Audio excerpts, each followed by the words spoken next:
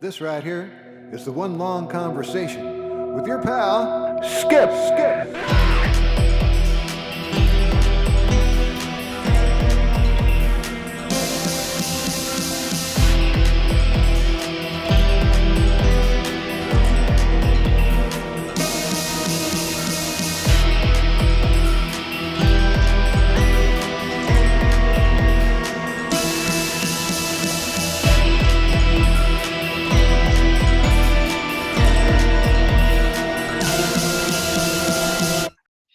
Hi, this episode isn't scary at all, even though I'm talking with the legendary horror director, Lucky McKee, who you may know if you're a horror fan from his extraordinary film May or The Woman. You may not know about the couple episodes he did for Poker Face, which starred Natasha Lyonne and was kind of a Columbo-like affair, super fun show, ran recently. Somebody got an Emmy for one of those things. Anyhow, he's a brilliant dude. He's my friend. We talk all the time, but this time you get to hang out with us because I hit the record button.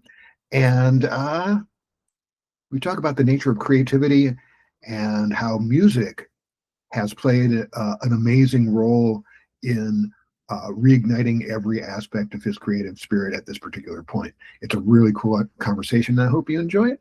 Let's go do it right now. I've never worn a tux. You know, I have never worn a tux either. Never in my life. And I think I never will.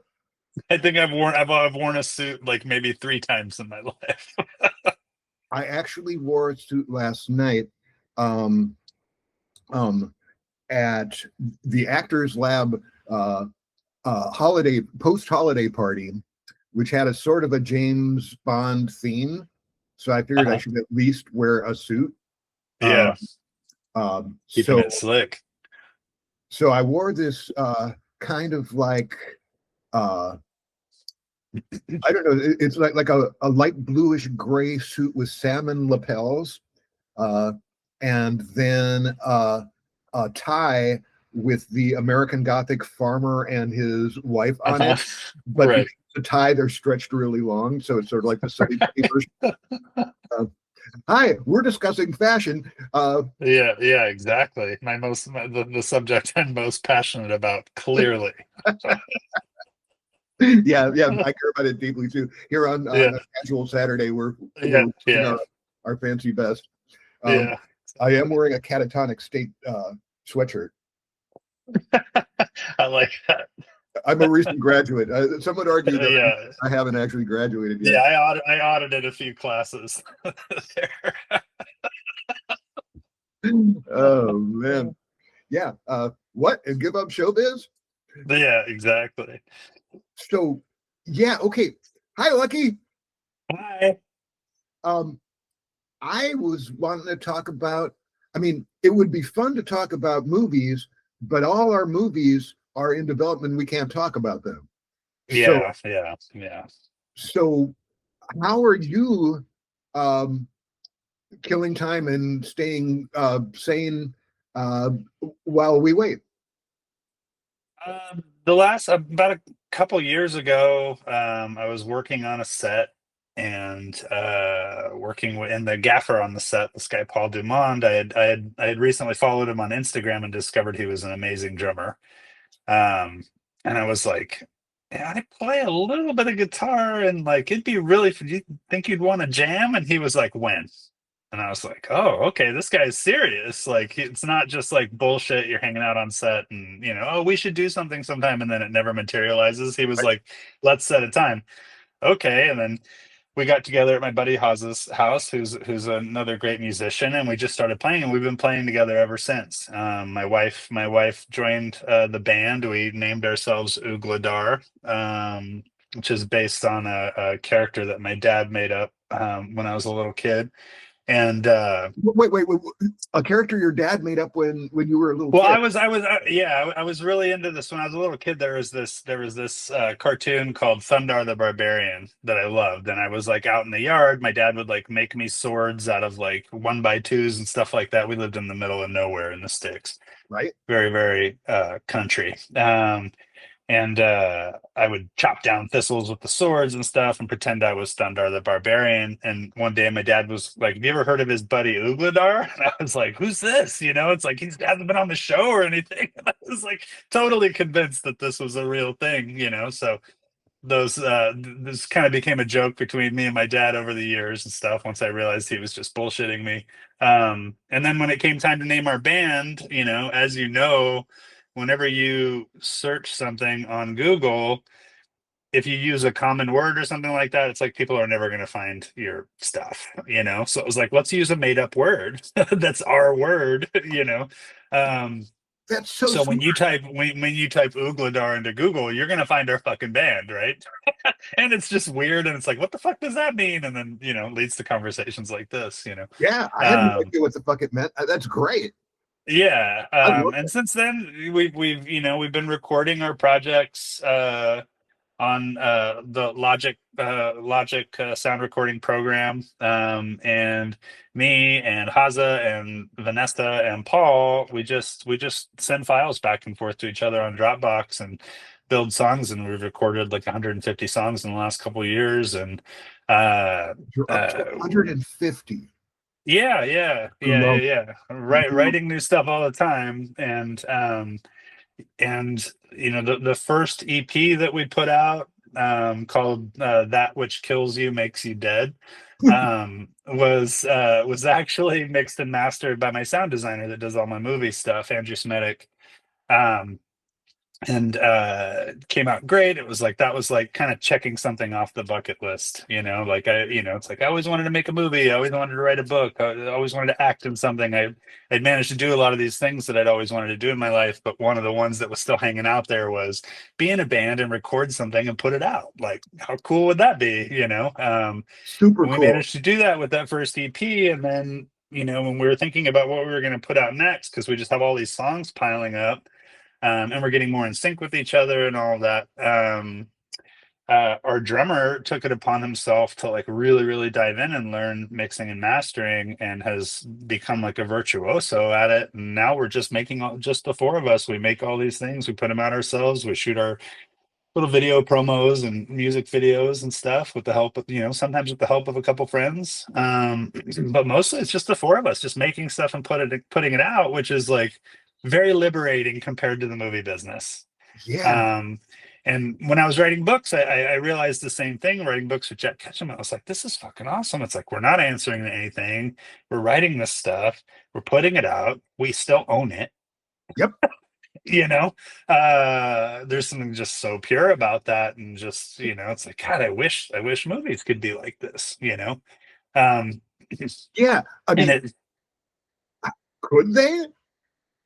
they can. And I have a friend named Kevin Ford, who's this amazing documentary and cinema verite sort of filmmaker, who's been doing this since we were kids. We've known each other since we were kids. And now he's doing, you know, huge, you know, he does a lot of rock star documentaries and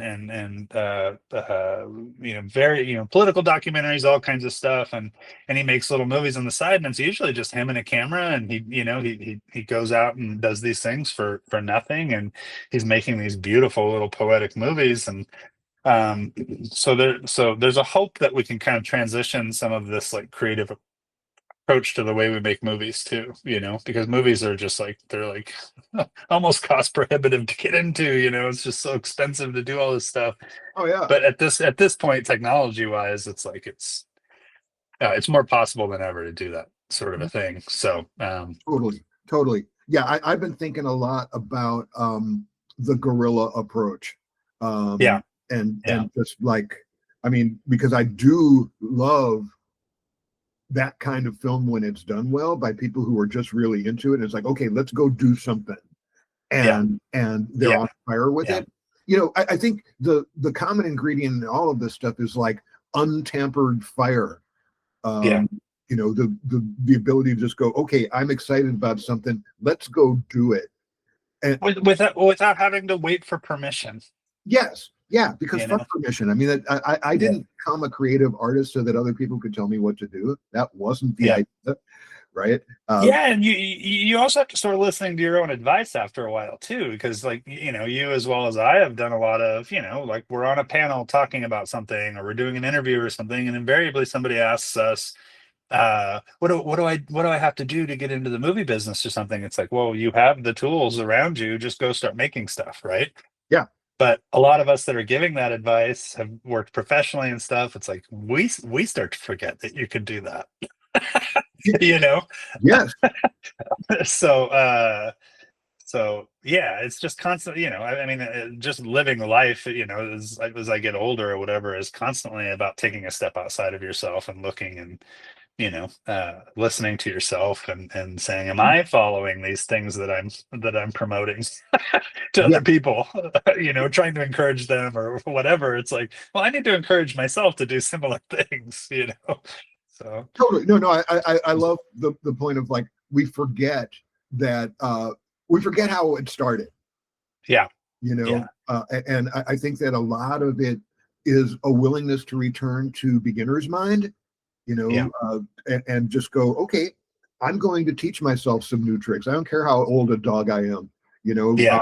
Yeah. because new tricks are fun and exciting, and then all of a sudden it is just like, oh, I'm discovering things, Yeah. and in the Yeah. discovery there's excitement, and I mean, And then that impacts what you write next, or what you want to do next. And yeah, it's constantly reshaping your approach to everything, yep, by not going stagnant, yep, that's what keeps you from calcifying, Yeah. and Exactly. just turning into a bitter caricature of the thing you started out to be, which is like the last thing you ever want to fucking be. Yeah. And my biggest advice to young filmmakers is, has been distilled down to two things. And it's, one is always be making something. And two is don't be a dick. Right? Like those are the two, to me, those have over the years have become kind of like the shining examples of things that, can get you where you want to go doing this stuff, Yes. And by saying don't be a dick, that doesn't mean be a pushover or be complacent or any of that kind of stuff. It's like, yeah, man, like be passionate about what you're doing, just don't be a dick about it. Yeah. And don't close your ears. If somebody has a better idea, you should listen, and be able to have your ego in check enough to say, oh wow, you know what, like, for this particular moment or this particular shot or this particular note or something like that, that's a better idea. You have to be able to recognize that. Yeah, I think you have to love, the art more than you love yourself. Yeah. At that moment, it's like, okay, Yeah. no, this is actually better, and Yeah. and then that would make me happy because I'm doing something that's better than a thing that I was insisting on that wasn't going to work as well. Yeah. Well, and that's also, picking who you're making stuff with, and picking people that, can, have strong, healthy egos, but not egos that need to be like fed, in a gross way. Yeah. If that makes any sense. So it's like, that's why like our band is such a pure thing, because there's no like, we're also, I'm older, and our drummer is the youngest in our band, but he's in his early 30s. We've all been around the block enough to know that, keep the drama out of the thing. Let's be grown-ups. Totally. Well, and again, And it's just like such a pure thing when you can get to that state with people. yes, yeah. Then it's like the name of this thing is like you're having the one long conversation as opposed to a bunch of snippy little, Yeah, people trying to outdo each other, or trying to, it's like, or getting a competitive sort of feeling into the mix, which I think is just poisonous. Like trying to like push your idea to the front and push other people out of the way in order to get attention. It's just kind of pathetic. Yeah, it absolutely is. It's like healthy ego is just basically self-respect, I guess. Yeah.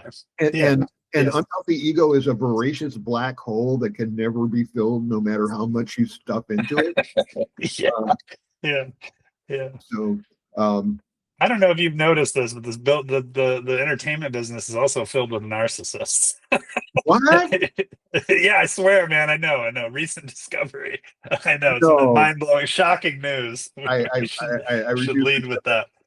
that. Wow. Um, so there's also that minefield to go through, and some of them will sneak up on you. You don't don't realize it at first, and then you're like, oh, wait a second, I'm starting to see a pattern here that's poisonous, and Yeah, um, the older you get, the hopefully the better you get at kind of sniffing that stuff out as early as possible and going, okay, this isn't for me. yeah. No, I think the early warning signals are always there. Yeah, Even the really, really good ones, the really smooth talking, yeah, charismatic ones, if you're paying attention, and it's not like you have to be sitting there like on red mark no. alert, Yeah, gauging. but you start seeing patterns emerge, and you're like, okay, wait a second. It always comes back to what this guy wants to do, or what this person wants to do, or like, okay, I see what's happening here. you know, Yep. then you just kind of politely float in a different direction. Yeah. Yeah, yeah, Yeah. Because I mean, there's no real fighting it. I mean, you're never going to talk yeah, an yeah, argument, yeah, yeah. I'm done trying to fix these things in people. right? I think when you're younger, you think that that's possible, and then yeah, sometimes you can go through fire with people and come to a better understanding, and elevate your relationship and all that kind of stuff. But Yes. um Yeah. at This a is certain point, you got to realize when you're just banging your head on a fence post over and over again. yeah. you know so yeah. Well, and it really comes down to there are people that you fight with, but they earn your respect Yeah, because they have very clear ideas and they want to do it the way they want to do it, but they want it to be good. yeah, Yeah, so they can actually meet the other idea and go, what can I bring to this that will make it sing better? yeah, yeah, And again, the cool thing about film, I think one of the many cool things about film, if we didn't love film, we wouldn't want to make them. Um, yeah, is the ability to work with amazing people who yeah, all are experts in their areas of expertise. That yeah. that are really good at the thing, or if they're not experts, they are um, uh, working on it. Yeah, and you when you can get that, that group of folks all pointed in the right direction on something, it is a fucking gorgeous experience. It You really, know, really is. I, like I yeah, think about the first real music video that I shot. It was for a band called Also, and it was I had just gotten some gear and I produced it. I threw the money into it. I just wanted the learning experience. yeah, So so we're in this LA penthouse downtown, um, and that's where we're shooting this entire sequence. And my friend Cody Goodfellow and I are standing out on the balcony, and right across from us is this beautiful Art Deco bank, like 30s bank. And then right off to the right of it is this enormous homeless encampment. And we're looking at the bank and we're looking at the homeless encampment from this like penthouse balcony. yeah, And Cody looks at me and says, you know, making a movie is like pulling off a bank heist. And I'm like, yeah, go on. And he says, everybody's got their job. You got the driver, you got the muscle, you got the guy yeah, who can crack the safe, you've got the person who yeah, can shock everybody and get the crowd control going. And if everybody does their job, you get away with it and you score. And if yeah, anybody fucks up, you all go to movie jail. yeah, And I yeah. was like, man, that is good. That's a good way of putting it. It's very, very, very, very true. So much of the art of it is pulling together a crack team of people that you trust and that you trust are going to kill it, and you trust are going to be good people and aren't going to disseminate poison through the bloodstream of the organism you're creating. Yes, yes, absolutely, absolutely. What a life. Yeah, yeah. You got to be on alert at all times. I just love I love that you found your drummer working on a film. Yeah, we were just working on a commercial. I think we were shooting something for a hospital or something like that. You Wow. know, So not even a film. Yeah. yeah, it wasn't even. Yeah, it wasn't even really a creative endeavor. It was just you know, talking heads for some medical related thing. Um, but yeah, and I've ended up, we've ended up all becoming really close, and now, it's funny. For the first year and a half, we played together, just swapping files back and forth. Like I said, everybody kind of working in their own, their own bedrooms or whatever in their own houses and sending files back and forth and building songs that way. And in the last couple months, we've started to get together every Sunday and play together in a room. And the minute we started doing that, it was like, holy shit. Oh, this is why bands, this is how it's supposed to work. It's like we've been in this tech thing of like passing files back and forth. And it's like, holy shit, when you just the four of you get together in a room and start making noise, it's like the songs get better. And it's been wonderful. So every Sunday, my son comes with us. He's 8 years old. We've got little ear things he can put on to protect his ears, and he can read his books or do whatever he wants to do while we're playing for a few hours. But before we go, we always pick up a dozen donuts at Delicious Donuts, this amazing donut shop that we discovered, and Ooh. we eat donuts and play music for 3 or 4 hours every Sunday, and it's just wonderful. We've got it now set up to where everything that we're rehearsing or trying to get right or whatever, we can record it all directly into Logic while we're doing it. And if we come out with something cool, like we managed to we put out a live video a little while ago of one of our songs of our Yes. new EP. Yes. That was all just recorded on the spot, like right into Logic, and we were able to mix and master from all those isolated tracks. And it's been fun, man. And again, it's like you said, like you're teaching yourself new stuff, and it's had a tremendous impact on my filmmaking and on my screenwriting and all of that. Um, No, I hear and you. it's given me a new energy, a new work. It's altered my work ethic and all of this stuff. It's had such a positive impact on my personal happiness and in my creative happiness. You And know, you know what else? It's good. I like your band. I really, you dig it? I do. Awesome. And it's been great because you've been sharing demos and stuff with me from pretty much the whole way through, and I've just watched Yeah. it grow and evolve, and it's palpable. You know, Oh man, thanks. no, it's really fun. It's really fun, and Uh, uh, yeah, there is something about uh, people in a room playing music together, and the It's the unique. same reason I like making movies is people getting together and making a sort of music together, Yes, they're all they're all related, no, it's all one contiguous media. The just Yeah. different ways of expressing the same thing, which is why life matters and Yeah. what there is to be found in it. Um, Yeah. and there's a kind of a telepathy that happens that I Mhm. find is really really fascinating and inarguable when you're Yeah. playing with people who are connected. Somebody hits a different chord and you know where it's going.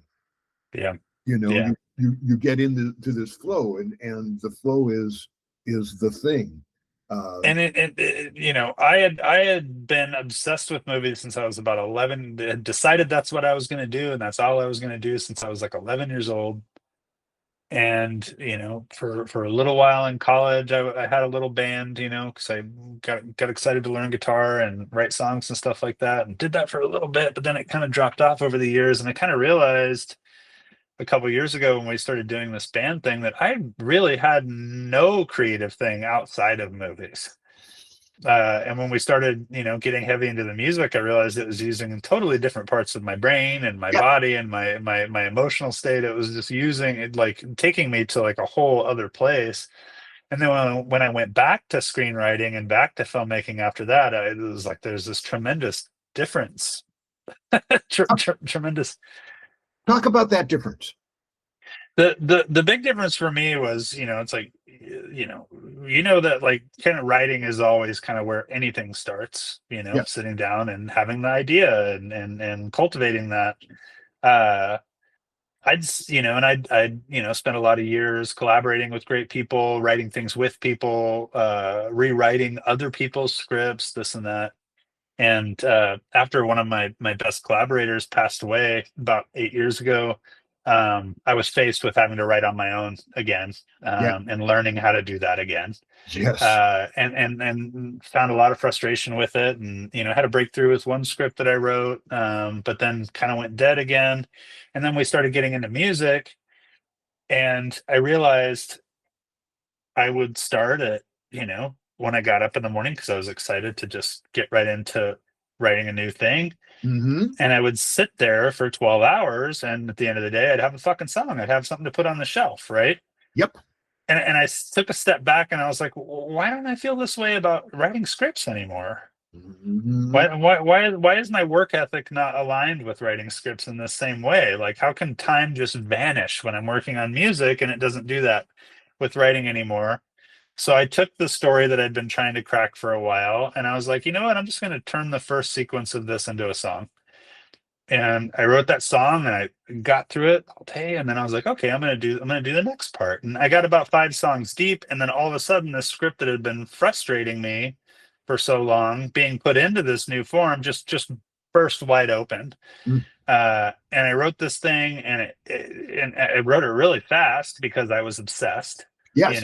as I had been with music, and it just totally revitalized the way, the way I write scripts, And now that's, music has become a way.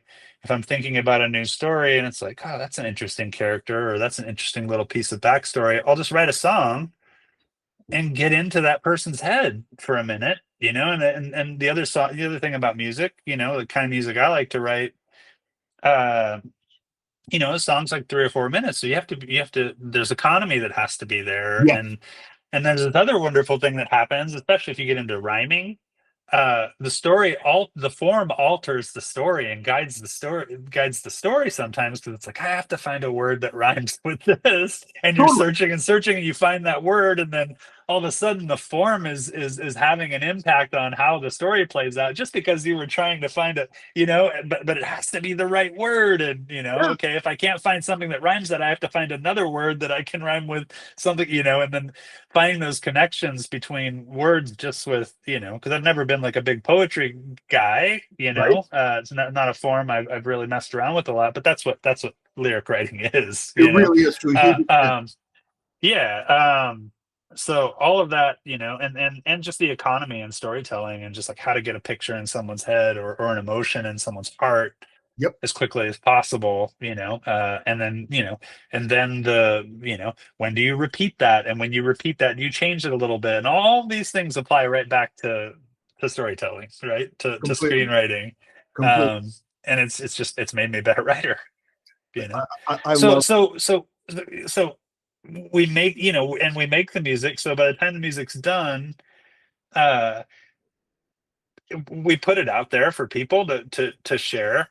But people enjoying it or getting a lot of listens or anything like that, like, and any of that goes well, is just kind of a byproduct. It's not the thing that's it's not the most important value of that's not like the aim. It's like, oh Yeah. my god, we need to get 1 million hits on YouTube, or a bunch of likes on Instagram or something. It's like, no, like, doing the thing is is the thing that has value, that you take into other things.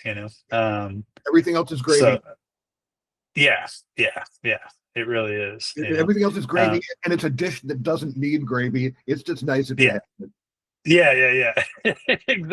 Exactly, or a nice dessert or whatever. Yeah. Yeah. um so it's how to, and also, it's a dark fucking world, man. We're living in a really, really dark fucking world.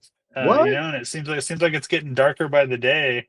Yeah. To have these things to escape to, and my wife's a painter, A great and painter.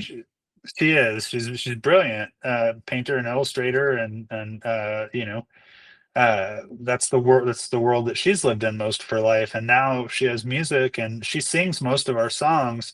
So she's had to start writing lyrics and stuff, and now she's starting to express herself in words, which is a beautiful thing to watch. And now Yeah. she has a place to put that darkness and or beauty or whatever, all these things that are going through our heads all day long. She has a new form to put that into that's not illustrating, and it's like these things can fix things in you while Yeah. you're doing them. Yeah. They It's been exercise. really neat to see this whole new part of her creativity open up, and of course she's brilliant at it. She's a really good singer, and she Yes. writes these songs that just they really, really, they're really earnest, and they really cut to the bone. I'm always trying to be I'm a lot of times trying to be a smart ass, or trying Right. to, you know what I mean, like trying to, uh, uh I don't know. I'm just much more of a smart ass than she is, but her seeing the way she's writing songs, and the seriousness with which she takes it has also had an impact on, a positive impact on me. It's like, what, this doesn't have to be a big fucking joke. The song could just be about, like, you know feeling sad one day and our son cheers us up. It could just be about something, simple and pure and beautiful, Yeah. and a little bit heartbreaking, without, being clever, or cracking the right joke, or being, what's the word, just trying to get a rise out of people, Yeah. Yeah. by Yeah. being weird or something like that. Poking them. But the Yeah, fact of the yeah, matter is that because you come from it from where you come from it, and she comes from it from where she comes from it, what you yeah, get is what you get is a wide variety and range of emotional and intellectual and just physical feeling the music perspectives in it. So it becomes a much richer and more complex and delicious dish. It's like yes, yeah, when you look at the body of work as a whole, it's like each song does the thing that it does, but you put them together, and there's a context that gets created, and it's yeah. a beautiful, beautiful thing. Yeah, we had, over the holidays just recently. We were all playing together, and it was like, you know what? I think we've been playing long enough that we could write a Christmas song, and the joke kind of kept spiraling. It was like, you know what? Mariah Carey's been on top for too long. We need to write we need to write the big Christmas song. We're tired of hearing that shit. We joked about it and joked about it, and then, of course, a day after that, I was like, you know what, I am gonna write a fucking Christmas song. Why not? Right? Yeah, And I started writing this thing, and it got pretty dark, because the song is about, this woman that's decorating her Christmas tree, and she's really sad because it's Christmas, and all her loves are sleeping. She's thinking about the people that have passed on, that right. she's lost at the holidays, which happens to all of us. Oh You yeah, know, so that's the theme, right? And I started writing it and started pulling from some really dark personal stuff, people that I've lost, and uh, uh, there's a little bit of ugliness in it, and digging back through that stuff, because it still really fucking hurts. Um, and I just kind of busted it out, and Vanessa was like, "Wait a second, I thought we were going to write this together." And I was like, "Oh, it's like I misread the assignment. I just dove in and just did it." And then I had to take it, instead of me going, "No, I did it. It's already done." I was like, "Well, take it and do what you think." Like, she's like, "This is," oh, like, and she rewrote it, and it's so much fucking better than what I wrote. It's so nice, much more, like, universal and beautiful. But me being able to let go of something that I had just written, that I was really feeling, and was, like, deeply personal, like, that was hard for a minute. I got a little testy about it and all this right? kind of stuff, but then I was like, no, no, no, like, take it, do what you want. And then, she took what I had done and turned it into something that was much more universal, not so in terribly, brutally, emotionally, like, devastating or whatever, and also less exposing, personal things in my life or whatever, which I have a habit of doing, Right? 'cause I just get compelled to do it. But she turned it into this really beautiful thing, and now it's turning into, like, a real song, but, like, Well, I got to it ask. was, it was just a good lesson in, like, letting go. It wasn't, because my knee jerk reaction being in the movie business is, oh God, here come the fucking notes. Right? Here come the fucking notes. Somebody that's looking at numbers all day long is going to tell me how to write a fucking story. And you get this ego thing, you know. You Yeah. get this stuff starts, you know, and you do, you know, in the movie business, you do get like shit out of left field. It's like, what the fuck you know, who are these people? Where's this shit coming from? It's Yep. really frustrating. But I know my wife is a heartfelt, like, real, you know, I know she's an artist. You know what Yeah. I mean? And I know she has really good instincts, and I know, you know, I know what my hangups have been, you know, creatively, and, you know, can't get out of my own way on certain things. So it was like, oh man, let go, you know. And I learned something by doing that, you I know. hear you. And it didn't make the original thing I wrote go away. That still exists. I can still go back and look at that, and I could cherry pick it for something else, maybe, or, you know. Well, let me ask But you, what is left of the song that you handed her from the song that you handed her? Is there, did it completely transform, or is there? no, no, no. I mean, there's, you know, the shape of it's still pretty similar and everything. But I'd kind of, you know, and I'd kind of brought up a memory of of a friend that I had lost, and it had, you know, some dark elements that she kind of smoothed over. And then there was another one that was a really, really tragic thing that happened to me early in my life that was just too much, you know, and she took that away, and then, you know, just kind of started talking about the, you know, got back to like what the theme of the thing is, and how that character that's singing, you know, that you know, whose voice this song is in, you know, brought it back to just like making that like a little bit more universal. And it's much easier for someone to grab onto now, you know, by her going back through that, you know. That is an authentic collaboration. Yeah, yeah, yeah, yeah, yeah, That yeah. that's not just And I brought in something, you went no and turned it into something else completely. You know, it's not like, you know, writing a baseball movie and it winds up on a submarine. right. You know, no, that's genuine collaboration, and that is a beautiful thing. And I love the fact that I just want to hear the fucking song. Yeah, and our yeah, yeah, no, when we're getting it there. We just have to do like a record a studio version of it, and I'll send it along to you. It's really pretty. I'm really proud of where it's going. I love that. But, you know, going into that, getting out of your own way and being open and collaborative, our drummer has been, you know, he's in his early 30s, but he's been in a zillion bands. He's a great drummer, right? So, you know, I think he's probably in like 5 fucking bands right now. You know what I mean? Including ours. Like, he's just, you know, he's a beast, you know, which is kind of the life of a drummer. You know, if you're any good at it, you're going to be in a lot of bands, you know.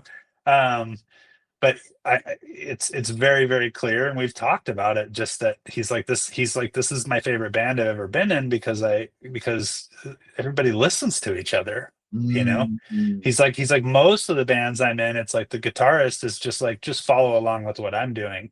Right. Do you know what I mean? Or you know, or like a guitarist, or a singer or somebody trying to explain to the drummer, oh, you need to do it like this and that. And it's like, but you don't do drums, you know? Like, we're just like, we're just much more open and more, you know, a lot of our songs have started off with him just going in and just recording like a bare drum track, and then we start painting on top of that, you I know? love So writing music off of drums. I it's love so writing. cool, and he'll do complete with choruses and verses, and like, all, Yeah. you know, a place that's open for a bridge, all this stuff. He just has a really, really good instinct about that stuff, and a lot of our best songs started with just a bare drum track.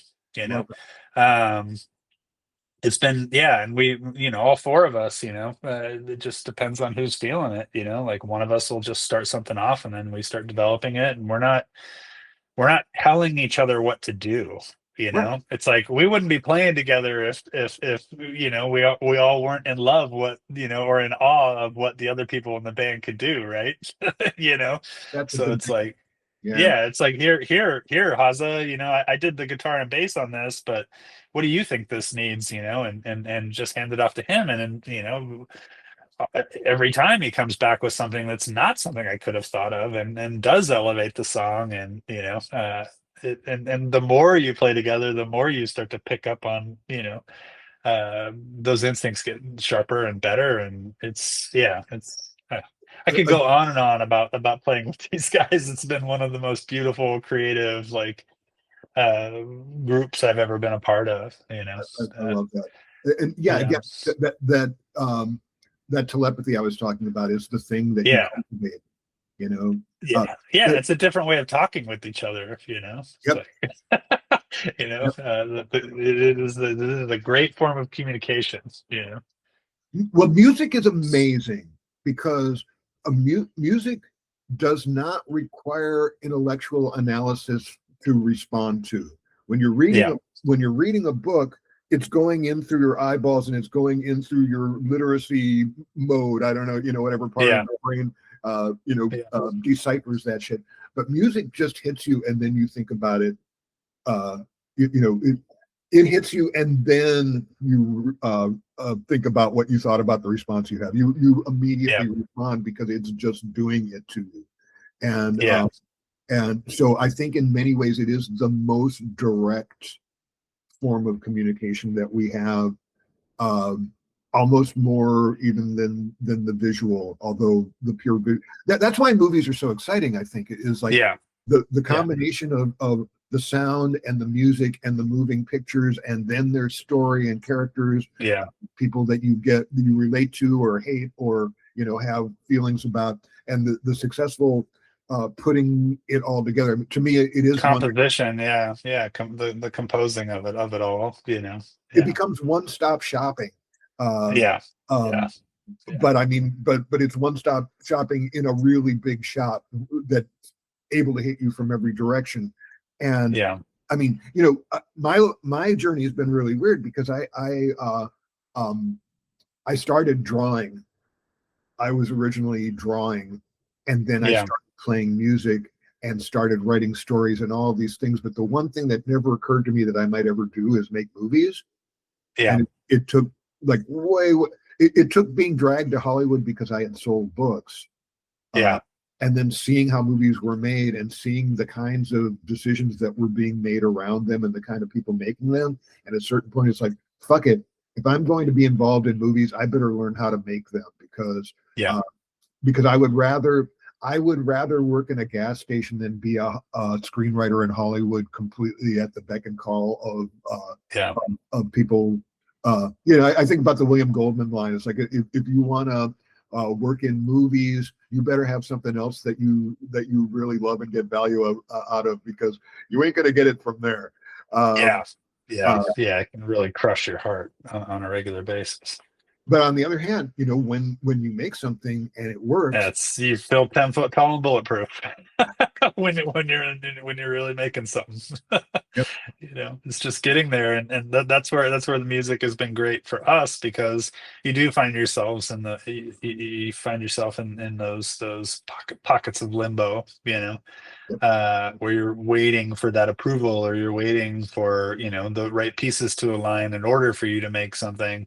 Yep. um and we don't have to wait on the music, it's like it's there for us, between the cracks of our professional lives, Yeah. and to have an art form that we're working on that's not about money or Yeah. or livelihood or it's just about uh yeah, it's just about doing it. you know uh it's not about trying to pay bills or trying to answer to anything, or uh it's that been it's that does it does weird things to the art. Um, Yeah, you know, yeah, yeah, what was the Frank Zappa line? Any creative decision that is made from a business perspective is no longer a creative decision; it's a business yeah, decision. Uh, yeah, yeah, and yeah, that doesn't mean that you can't do astonishing. Well, because the thing is, movies require money. Uh, yeah, so you got to get the money there somewhere, so that you can do the creative thing, but they're not the same thing. yeah, Um, yeah, and often the money wins. yeah, yeah. So that's how Yeah, that. I always say, people talk about having final cut and creative control and stuff like that all the time. I mean, like in the movie business, as far as I'm concerned, the money has the final cut. Right. Typically, unless you're, one of the chosen ones, people that, seem to be able to do whatever they want. but yeah, I mean, for most of us, you are going to have to come up against that. And a lot of time, there's a lot of times where you align and it's like, yeah, we set out to do this, you did it, everything's great, but sometimes, you get to the end of the road and it's like, this isn't what we, what we expected it to be, and then you have to start fighting over the stuff and, stuff can get really damaged, Yeah. when that poison gets into the air. Yeah. What? And give up showbiz? Yeah, yeah. Oh, and there's not a week that goes by where I don't question my decision to devote my life to to the entertainment business. It's like, fuck, man. It's like if I'd have just got, apprenticed as a plumber or something like that, I could be running my own fucking shop by now and have guys working for me, and we'd know the money was coming in every month. And, but you have to, it's like, My I problem was is fortunate. my problem is I Yeah. never fell in love with pipes. Yeah, exactly. You know? Exactly. Yeah, that's the thing. I was fortunate enough to be raised by parents that really encouraged me to pursue something that I loved, because my dad was a welder, my mom was, a stay-at-home mom, and they didn't have these, these therapeutic, enriching, kind of escapes in art that I was able to have, and Yeah. they really helped me find that, and help me, as I was like kind of, finding my sea legs and that whole world and everything like that. And they're still there for me, on all that stuff, not everybody gets encouraged that way. I just looked out. Yeah. Yeah. No, I hear you. It wasn't so much that I was encouraged, it was that I was let to do it, which is a real form of encouragement. It wasn't like, Yeah. yeah, you go and write that Yeah. story. No one was standing in your way. Yeah. Yeah. Yeah. Yeah. It was like, um, yeah, I'll never forget having my first guitar bought for me by my parents. Yeah. You know, Yeah. I will never Yeah. forget that. Yeah. Putting Did I the ever tell tools you? in your hands. Yeah.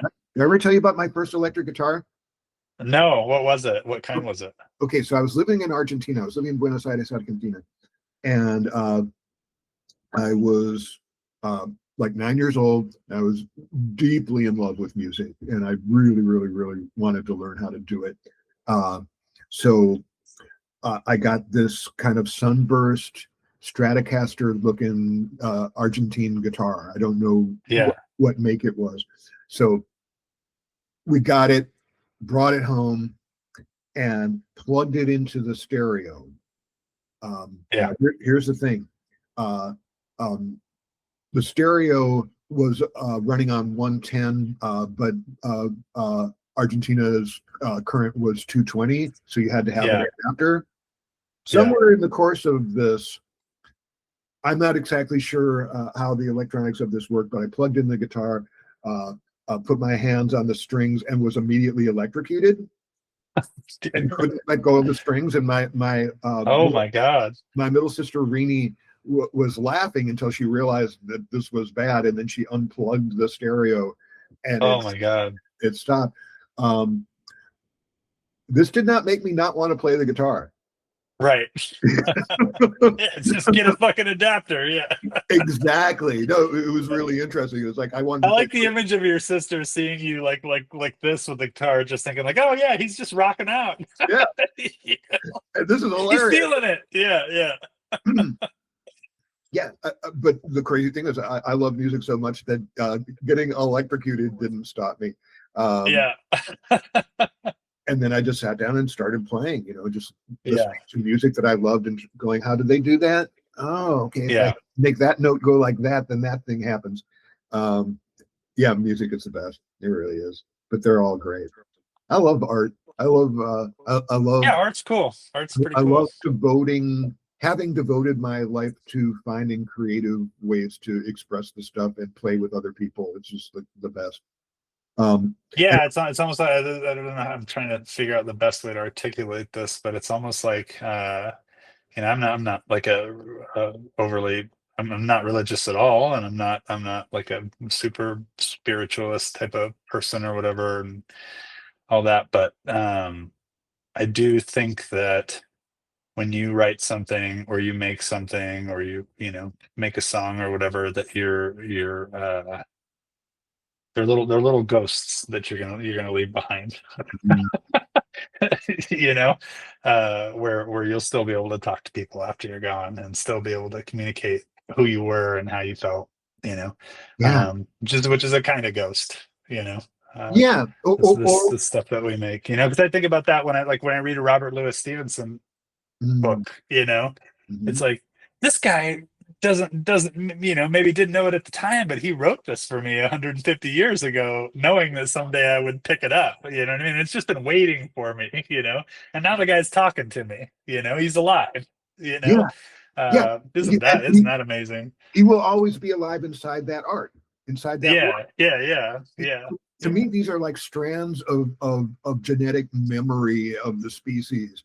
yeah, It's like it's like DNA you can dance to. You know, yeah, um, yeah, and and, yeah, um, and that's why it's important because this is how we connect. I mean, the yeah. soul of art in so many And ways. how And we don't make the same mistakes. They're warnings, and they're, you know, always it's like warning.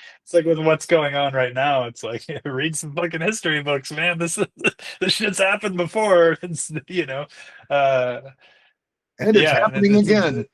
yeah. It's alarming how many people don't read and don't take advantage of all of that information that's just sitting there at your used bookstore or your library or you know, on your grandma's shelf, or you know, there's Even all on this information lying around that can make our lives better, you know, and it's even all and on the also make fucking us feel internet. less alone, you Yes, know. yes, make What's us that? feel. It's all on the fucking internet now too. Yeah, It's yeah, not, you yeah, can't yeah. You're find carrying it. everything. You're carrying around in these little guys, you know. Yeah. Um, Um, yeah, and yeah, so I think part of the job of this time for me is to maybe help make the connections that make people. I want people to be excited enough about being alive to want it to be good, yeah, you know, yeah, yeah, and so that um, I mean, if you care about things, you'll fight for them, and if yeah. you don't, you just go fuck it, whatever. You guys do what you want, and that way is the charnel house. So we don't want to wind up there. Yeah, and those feelings amplify when you have a kid too. You know, it's like, man, when you know, having a kid, one of the main things that happens, and, well, one of the main things that happened for me is that it's not about me anymore. Yeah, You know, yeah, you can't be as self-absorbed as maybe you were before you had a kid. Now it's about, you know what I mean, taking care of somebody else and making sure that they, you know, that they're walking into a future that's worth it, you yeah, know, and that they're excited about it, and that they're excited about, you know, we were talking to my son in the car the other day, and we were talking about he some story he was reading about somebody that was blind, and he was like, well, don't you think it would be cool if somebody could like make them like new eyes that they could put in their head, and then they can see again, and this and that. And I was like, yeah, man, that would be amazing. You know, it's like that's the kind of thing that you could do if you you know, dive into your science books and you know, and read and do all of these things. It's like maybe you can be the guy that cracks that, you know. And he's like, oh, you know, because even earlier on, he'd been obsessed with the idea of figuring out how to stop death from happening. You know, okay, how to cure death, the cure for death. Like, that is a very, very worthwhile endeavor. You yeah. know, At the very least, it could be very life enhancing. yeah, Even if you don't, exactly, even if you don't exactly. stop the whole end thing. Yeah, Yeah, yeah, dudes. Yeah. that's awesome. Uh, I love that. but yeah, just trying to, you know, I don't know, just like you said, you know, like trying to, you know, leave, just trying to show people that, it is worth getting up every day, you Yeah, know. because things can get better, even when they seem real dark. And we got it flying at us from all directions. But again, man, So, it's like this stuff is cyclical, which means yeah, that this yeah, this wheel will turn again. yeah. Um, And things move even faster now. So I think those cycles are moving even faster now. Yep. So that's the hope anyway. Yeah. So Well, I mean, is there a lighter note that we want to? We could have stopped this 15 minutes ago before the darkness fell, but right. But I'm glad the darkness fell, because that's part of the dance. Man. It's part of the deal. Yeah, it's part of the deal. What would we have to write about if there was no darkness? I would write about puppies forever. I would just write about puppies. It would be so much fun. But no, I mean, we're both horror guys. Or we made our bones there. That's what people know us for most. And to me, horror is about addressing the damage. For sure. It's the fiction of worst case scenarios, and it's about addressing the damage, and that's our job. So we have to be able to look into that stuff. But again, maybe the light doesn't come out in the story, but it comes out in the life. And sometimes just showing people, like, I see the darkness, I see the sadness, I see these heartbreaking things. Sometimes just making something that identifies those things makes the viewer or the reader or the listener feel less alone, because it's like, oh, okay, I'm not the only one. Yeah, and that feels this way about this. We're relating to each other. By making this stuff. I feel like it is a really important part of this, particularly as things get dark. The ability to go, no, you're not just crazy. No, this is happening. No, this is how it feels, and I feel you. And what do we want to do about it? Yeah. Couldn't agree more. Agree more. Dude, that's why we're friends. Yeah. And it's such a pleasure to speak with you about this stuff, man. Man. So you want to do this again sometime? Yeah, sure. Totally. Sure. I mean, we've been doing it for a while. We just recorded this one. Exactly. So yeah, I mean, I look forward to talking with you every chance we get, and every once in a while, let's do one for the gang. You got it. I'm in, dude. Okay, so I'm going to hit the off record button, and then we'll hang out. Okay. For this. Okay. Okay. I gotta go use the restroom again. Okay. Bye, everybody. Yeah. Keep that in. All right.